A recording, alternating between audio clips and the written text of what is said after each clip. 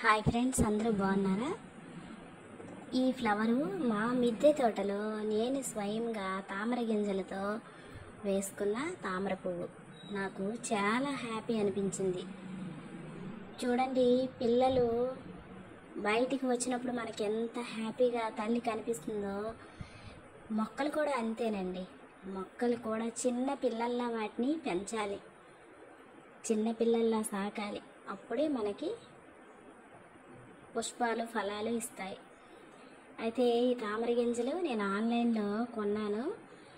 ఏంటో పోస్తాయో పుయ్యవో అని వేశాను.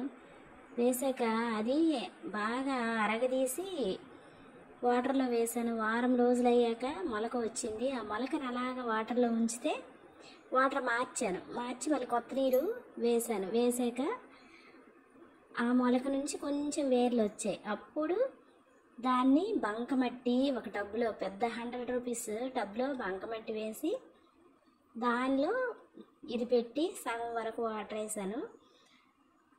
మొక్క బాగా పెరిగిన తర్వాత ఆకులు వేసాక అప్పుడు ఫుల్గా టబ్ నింపుగా వాటర్ నింపేశాను. అలా 1.5 ఇయర్ అయింది. దానికి ఫర్టిలైజర్స్ అవి మెయింటెనెన్స్ అయితే బాగా తక్కువ అండి. వాటర్ లిల్లీస్ కానీ లోటస్లు కానీ మెయింటెనెన్స్ తక్కువ. నిజంగా చెప్పాలంటే మిగతా మొక్కలతో పోల్చితే దీనికి మెయింటెనెన్స్ తక్కువ. చీడపీడలు ఏమీ రావు. ఫ్లవర్స్ అవి కూడా హెల్తీగానే ఉంటాయి. వీటిని టబ్లో వేసాను. మొన్నను పప్పు కడిగిన నీళ్ళు వేసాను, పొట్టది వేసాను, అందుకే టబ్ అలా ఉంది. లక్ష్మీ కమలాలని తెచ్చాను. వాటిని పెట్టడానికి ప్లేస్ లేక అలా ఆ టబ్లో పెట్టేశాను, అంతేనండి. అందుకే అలా ఉంది, లేకపోతే వాటర్ క్లీన్గానే ఉంటుంది. ఆ తర్వాత మారేడు, లోటస్ రెండు మా టెర్రస్ గార్డెన్లో చాలా మొక్కలు ఉన్నాయండి. వాటి మీద కూడా వీడియో చేస్తాను. మారేడు దళం శివయ్యకి సమర్పించడానికి కోసాను.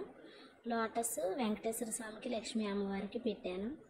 చూడండి, చాలా హ్యాపీ అనిపించింది నాకు. శ్రావణంలో కూడా చాలా పువ్వులు పూసాయి.